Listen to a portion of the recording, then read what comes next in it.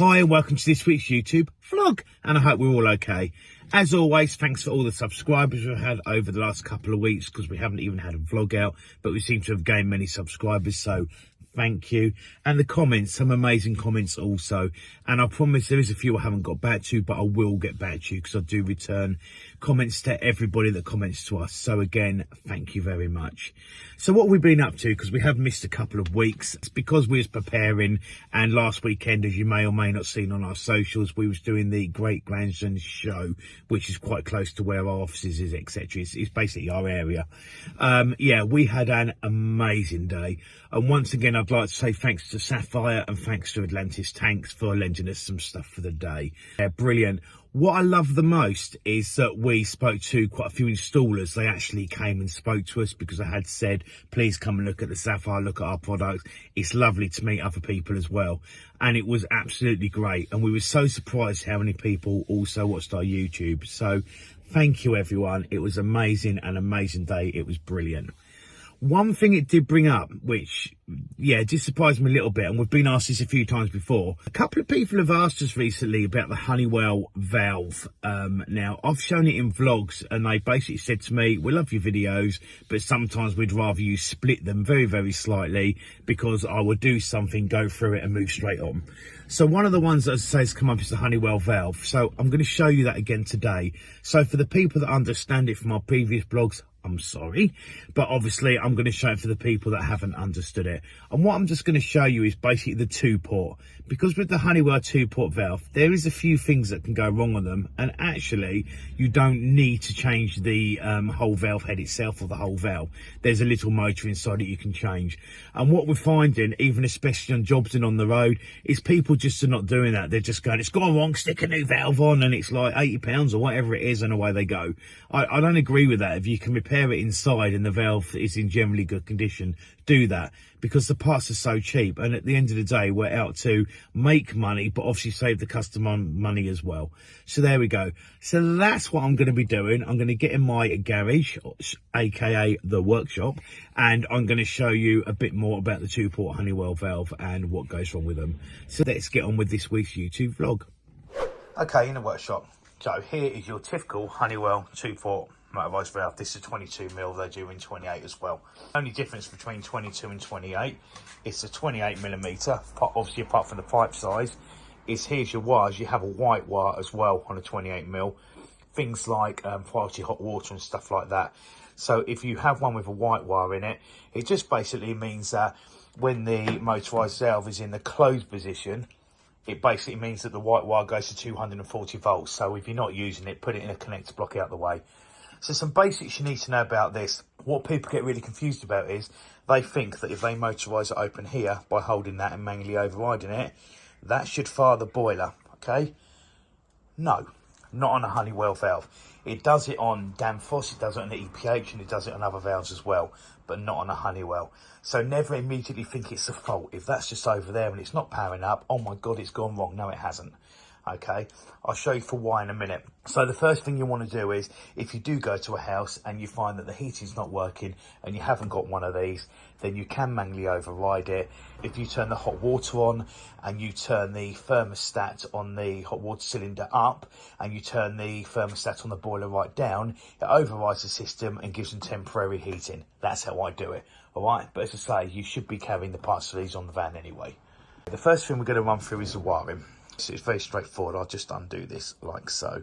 So, like always, you just need to go into the wiring centre and make sure that the grey wire that's in there, which is this wire here, your grey wire, is a permanent live, okay? So that is the live to the motorised valve to the basically the unit to power the central heating system up. So you need to make sure there's a permanent live there. Blue is neutral, and obviously you've got your earth there. And it leaves two wires. It leaves the orange and it leaves the brown. Now the brown is switched live. So when you're diagnosing a motorised valve, as long as you've got the permanent live there, which is the grey one, and you've got the switch live there when you do your diagnosis and check it, i.e. it's 240 volts, then obviously it's telling you that the programmer, the thermostats, etc. are all working. So if you have got your brown wire powered up and your grey wire, and this is basically, we'll just wait for that to go back, it's stuck in the stuck position like here and not going over, then actually it's really simple. It's the little motor that's failed inside here. And that's what you should be changing, not a whole valve. Synchron motor, £8. Okay, some of these are 15 quid. This is the cheap one. Okay, all right, so that's what I would be changing. I wouldn't be changing a whole valve that's £60. The other thing, if you find that this has motorised open and this here is actually all floppy like so, okay, then obviously it means that the motor has worked. You'll feel it slightly warm as well. And it means that either the micro switch inside has failed, or there's a little piece of metal which obviously hits the micro switch that has bent. Okay, so they're your common problems. I'm just going to go a bit deeper into them now. So I just need to get this lid off first. We're going to see how we get on here, because this is quite small. So I've taken the head off and obviously the cover off here. If it's a later one, it's got an earth wire on it. If it's an early one, it hasn't. That's how you detect, but it makes no difference anyway.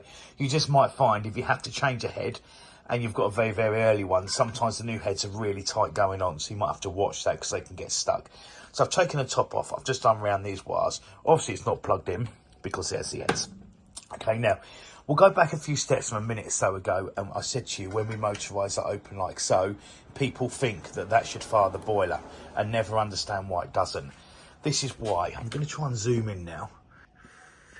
Just there, where my finger is, that's a micro switch. Okay, you can see the gold bit that's there is the lever. It's not hitting the black bit. When it hits the black bit, the micro switch, that's basically what powers the boiler and powers the pump. Okay, but it doesn't do it. So if I just come back on that now and come back, but then I zoom it a bit faster like so, click off, see? Okay, so obviously you can see why that doesn't work. Okay, so we've got that bit out of the way. All right, so the most common problem we get on these actually is this synchron motor here. And the way to deal with this is if you get this lever and you put it into the manual mode like so. Okay, lift and let go. You then, all you have to undo is just here somewhere, if I move it, you've got that little screw just there. If I undo that screw, I'll be back in a second and I'll show you what happens next. Little screw out, as you can see. What you basically do is you basically put it to one side like so, you wiggle and you lift, and then you come like that. There you go, one synchron motor. As you can see, that's quite well greased. They never used to be greased. If that was to want changing, then all you basically do is you chuck that in the bin, and then you put the new one in, and you've got your two blue wires there. They go any way round. You just cut the little terminals there, and you just remake them with the ones that come in the kit that I'll show you in a minute. So we'll just go a little bit deeper. You can now see the micro switch properly. It's just that bit there. So here is now the orange wire that people talk about. So the grey wire that's permanently live goes into one side of that micro switch, as you can see. When you then put the power to the brown wire, which is obviously from a programmer, thermostat, time, or whatever you want to do, the synchron motor here opens up. And basically the lever that's under here hits the micro switch, and all it does is puts the signal down the orange wire that fires the boiler. It's as simple as that. Okay, these micro switches are replaceable, but they're really hard to get hold of, so I probably wouldn't bother, because if that's burnt out, there might be another reason for it. So we either say change the synchron motor, or if there's a problem with the lever underneath, which I'll show you in a second, what we then do is we can sometimes give them a little tweak, or you bin it. It's as simple as that. The other thing, obviously, you clearly got to make sure every single time you check ahead is to make sure where your main body is, you've got your spindle, make sure that's free as well. Moving on to the lever. So when it motorises open, you'll see just in there, it's really hard to hold the phone still, I apologise. You see in there, I'm going to just see that, you've got that lever just there, okay? Sometimes they bend. So when it motorises open, it doesn't quite touch the micro switch, so you can actually give them a tiny little tweak to allow you to do it. However, if you've done that, what normally happens is it either fixes it or it comes back 6 months later. So it's your call on that. This has only started happening on the later Honeywell valve, so I don't believe that lever's made as strong as what it used to be, so I'm a bit annoyed about that, but there we go. Right, so to put this synchron motor back in again, make sure that is still in the open position like so. We get the synchron motor, one-handed, I love it. And you basically get that part there, you plonk it back in the hole. The hole's there, look. Can you see the hole? It's dirty and got grease around it, that hole there. I'm just going to plonk that in there. You'll feel it locate, and once it's located, then you slide it round. And when you slide it round, it goes underneath that lever there. Can you see it's gone underneath a little part under there? Okay, and then all you have to do, if I move the wires out of the way, is you just need to put the screw back in there again. Okay, that is as simple as that. So that is the overview of your 2-port valve. So really brief recap. Here we go. So it's a 2-port motorised valve. It's very straightforward. There's a few common faults on it. The most common fault is this synchron motor. I've just shown you how to change that. You can buy these £7-8 for a cheap one, £15 for a really good one. The way to diagnose it is jump into your wiring centre, make sure that you've got your permanent live, which is your grey, make sure you've got a good neutral and earth, and then when you turn your timers on, make sure that the brown wire motorises this valve open. Once it's open, it should fire by powering the orange wire up. That's how you know. If you find that this is all floppy, but there's no power, then the likelihood is inside you've got the lever that's bent or the microswitch is not working. You can either bend the lever straight, which to be honest, but I'm not sure how long that will last. Here are some microswitch, I tend to throw them away. If it's solid, but you've got all your stuff working correctly here, you've got all your 240 volts, etc., and it feels slightly warm or not warm, it will be the synchron motor, and I've shown you how to change that. The final thing you need to know about these, directional. Okay, make sure you put it in the right way around. If you don't, then when it shuts off, boom, you get a big bang in your system and you're like, what's that? That's because that's been put in the wrong way around. Okay, if it's a 28mm version, you will have a white wire in here as well. The white wire basically powers up when the valve is in the off closed position. The reason for that is for things like priority hot water. So if you used it for hot water, when the water is satisfied, it pings a signal to allow the heating to work. That's it. Okay, so as I always say, back to the van. And that's it. That's this week's YouTube vlog. Done from us at Barton All Burner Services, and I hope you enjoyed it. So there we go, the overview of the Honeywell 2-port valve and what can possibly go wrong with them. Simple as that. So yeah, sorry if I've taught some people to suck eggs, because they've seen it before on our other vlogs and they understand it and they do it all day long. But as I've always said, if someone requests something, someone's not sure about something, or I haven't explained it good enough in the previous vlog, I'll do it again. Simple as that. Because at the end of the day, we're here to help people, and I'm trying to build this community so we all help each other. That's the idea. One thing I have said before also, and I do recommend it, bathroom to boilers or boilers to bathroom, I can't think which way around it is, but it's a guy, he's online on Instagram, look him up. He does his own book, and it explains all the different valves and what can go wrong, etc, and a diagnosis guide, this, that and the other.